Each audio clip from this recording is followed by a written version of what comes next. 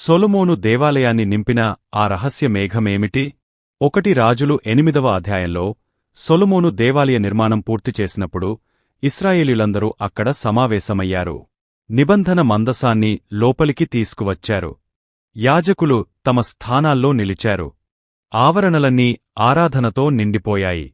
అప్పుడు ఊహించని సంఘటన ఒకటి జరిగింది. ఒక దట్టమైన, తేజోవంతమైన మేఘం దిగివచ్చింది. అది ఎంత శక్తివంతంగా ఉందంటే యాజకులు సేవ చేయడానికి అక్కడ నిలబడలేకపోయారు. అసలు ఆ మేఘమేమిటి? అది సాక్షాత్తు దేవుని ప్రత్యక్షత. ఆయన వారి అర్పణను అంగీకరించి వారి మధ్య నివసించడానికి ఎంచుకున్నాడనే దానికి అది ఒక నిదర్శనం. ఇది ఇప్పుడు నా నివాస స్థలం అని పరలోకం ప్రకటించడమే అది.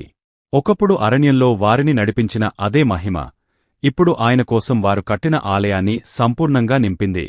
ఎందుకంటే